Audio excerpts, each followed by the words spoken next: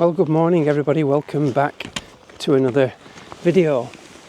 So I was up bright and early this morning and it's now 4:45. I was keen to get out, it's my day off, and just desperate to get out and shoot some new images, and it's only been about 4 or 5 days since I was last out, but my plan this morning was to head to the woods down on the right hand side there, but it's such a dull morning that I thought I might try and explore what we've got here, just for a change.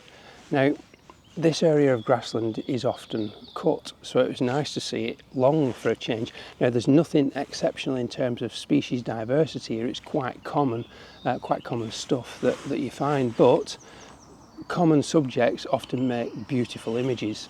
Behind me behind the camera we've got some creeping buttercups over there. That's a little patch that's growing. All around we've got some lovely delicate little grasses. There's a huge patch of what's known as Yorkshire fog grass over there, and all around the grassland here we've got a very, very common plant, white clover. Occurs in many places around the world. It's used in agriculture as a nitrogen fixer, and it's such a lovely little plant. So I'm going to give it a go here and see how I get on. And just noticed as well, there's quite a large mature sycamore tree behind the camera, and already it's laden with seeds. So there's loads to go at. I might not even need to get into the woods this morning. So let's see what we can come up with. Right, the image was framed up. This wind is becoming a nightmare.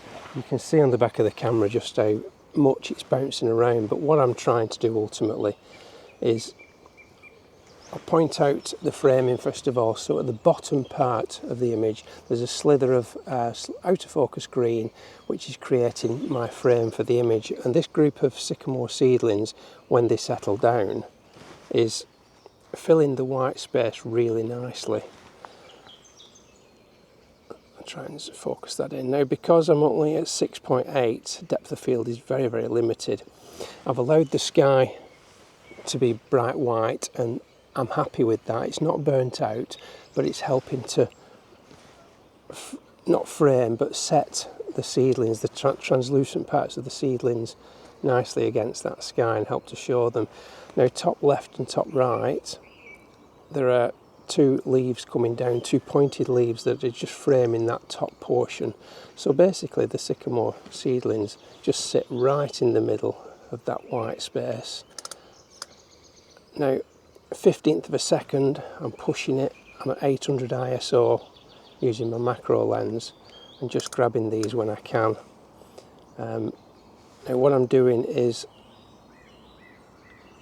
I'm taking various shots at various parts of the wings, and in an ideal world I'd like to focus stack them, but I really don't think that is a reality today, unfortunately.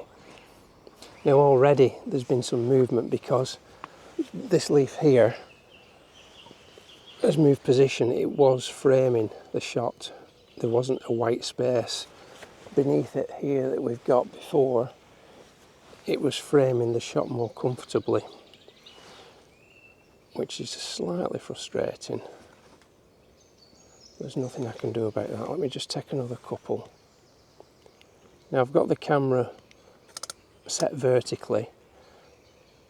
There is this thing where, as photographers, we forget to turn the camera on the vertical orientation, and we automatically assume that everything's got to be taken in landscape, so don't disregard that. Let's just take a load, and if we get one, that's quite nice. That's quite nice where that is. Let's take that quickly. And if we get one shot, even if it's not focus stacked, it'll be a bonus, because on a lovely still day, that would have made for a really nice image. But see, right now it's very still. Just move that up, zoom that in. Yeah, that's really still. We stand a chance.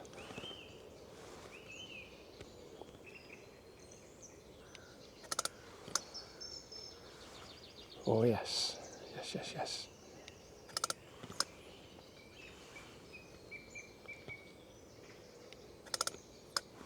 just goes to show if you wait around long enough,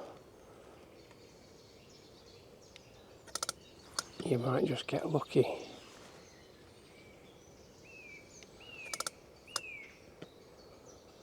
I think I've got everything.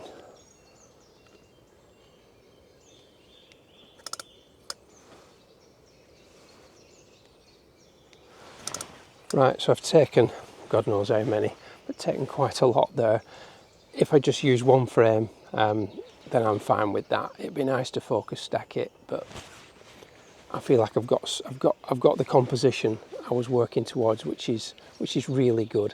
As I say, there's that little bit of white there that I wish wasn't the case. It was filling that corner in nicely, but at least the leaf is pointing into the frame, so I can live with that. There is a slither down the left hand side, and it's that leaf there. You see the white gap at the left hand side of the tip of that leaf. But what I'll probably do is I'll probably crop the frame just to tighten that up a little bit.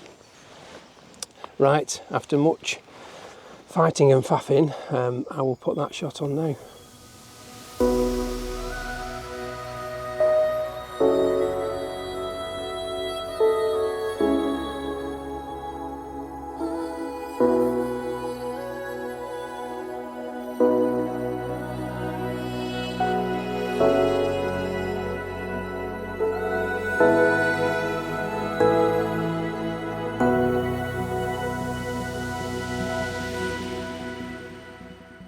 Right, so for my next shot, I'm going to have a go at the clover. Now, what I'm going to look for first and foremost is one of the flowering heads in really nice condition.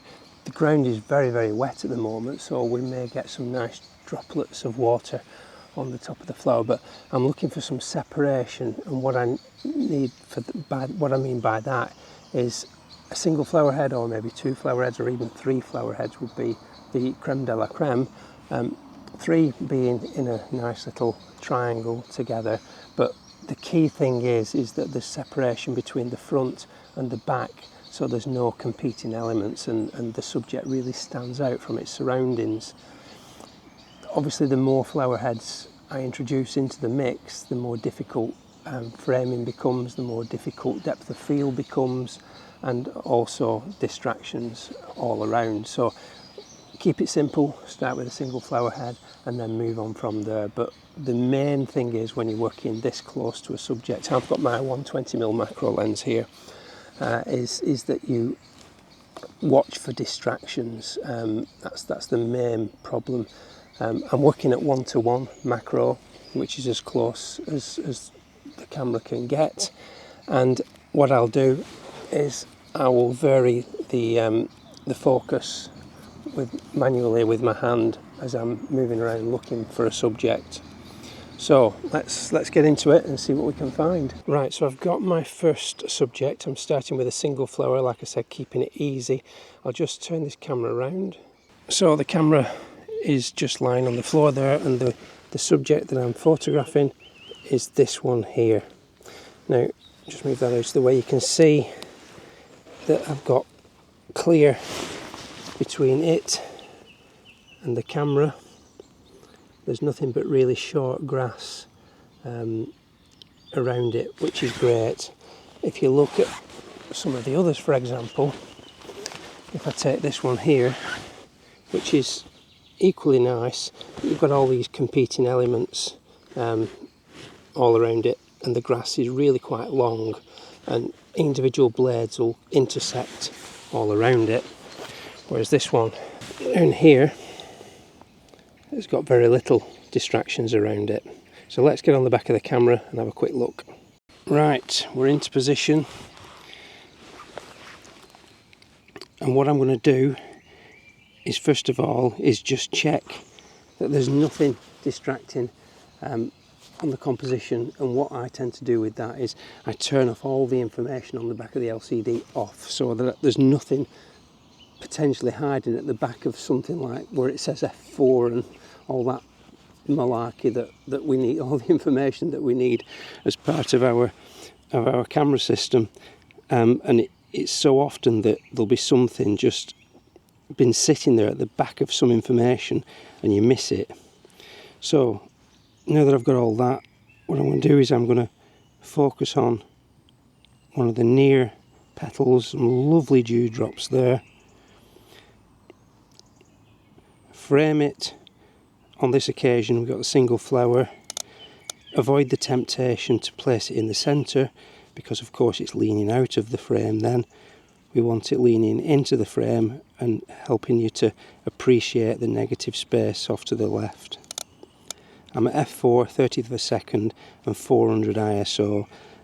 30th of a second is really pushing it a little bit, but because the foot plate of the lens is sat on the floor, I can get away with that. Now I don't have image stabilisation. I've got IBIS on this camera, but unfortunately the lenses that I'm using, the older lenses, don't work with IBIS, sadly. So I'm just going to have to do it old school and just rely on a bit of good luck, a steady hand,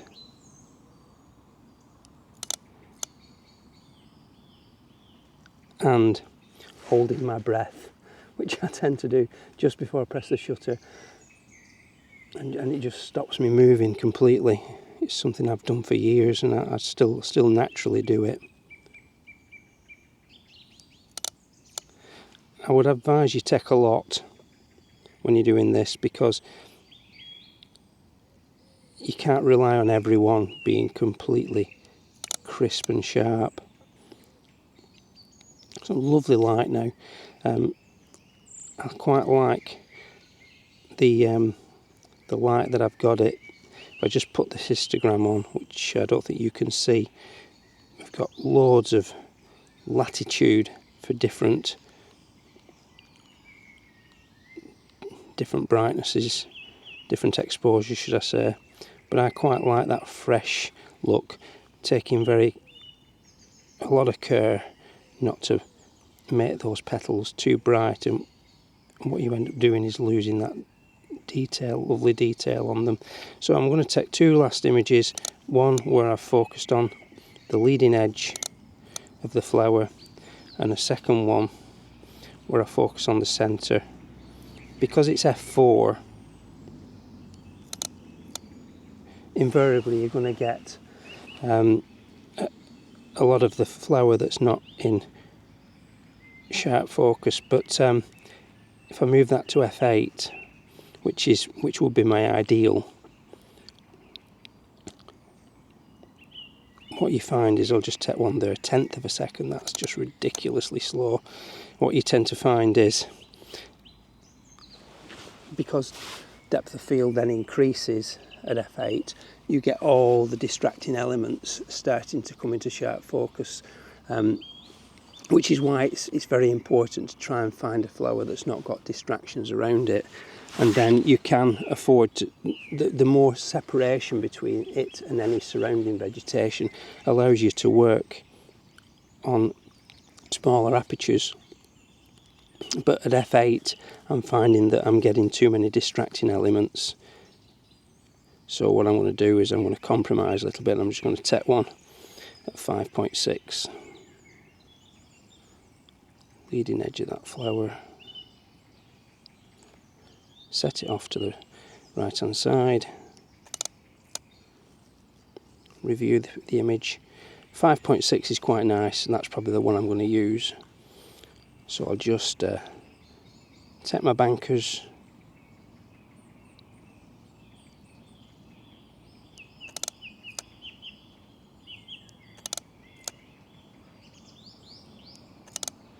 so that's one with the leading edge of the petal, and I'll just take one just with the inside middle section of the flower.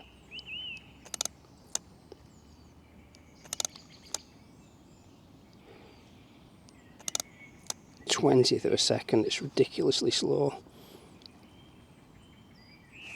but it looks sharp enough, so I'll put that on now.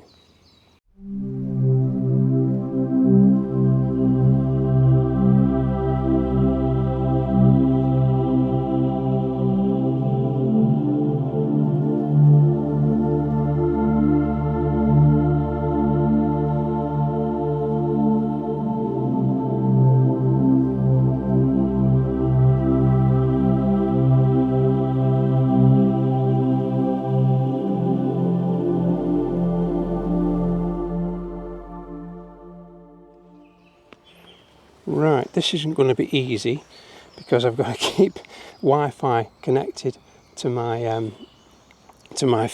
camera. The grass is very wet, but I'm going to plonk, just for the purpose of the demonstration, I'm going to plonk the camera down in the wet grass, the phone, sorry, in the wet grass, just whilst I show you this technique.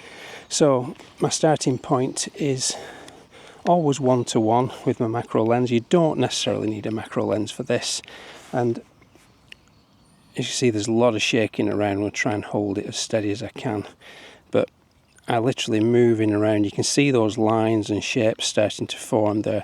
There's a Yorkshire fog grass stem that hasn't opened yet, and then behind it we've got one that has. So it's using those lines. You can just see that nice striping coming up the bottom right, and the darker stripe, the darker stem there, just as I've moved the camera away, move it in, and you tend to get these lovely shapes developing. Let's just move to another position. Actually, let me just look at that buttercup stem down there. But you can see there's distraction elements intersecting the petal, so that doesn't really work. But look at the softness of the background, how beautiful that is.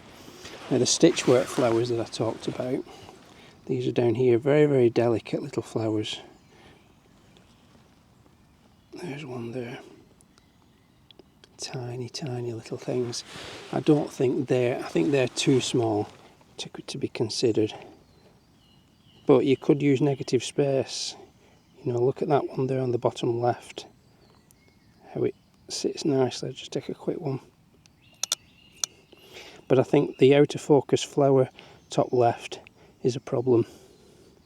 It's a white highlight that I don't like, but I would have really liked that, to be honest.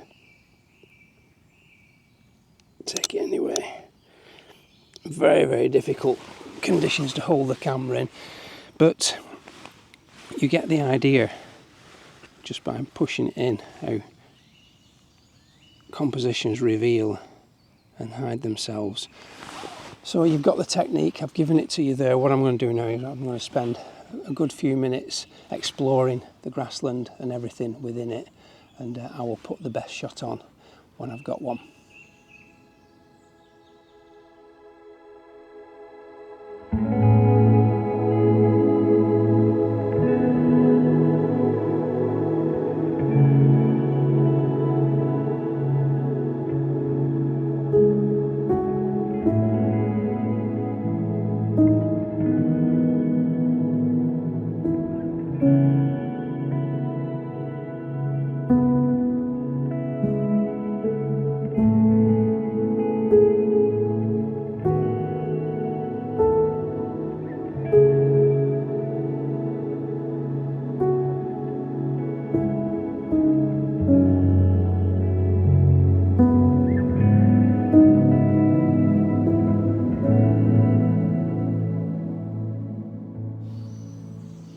It's surprising just how quickly the summer rolls on.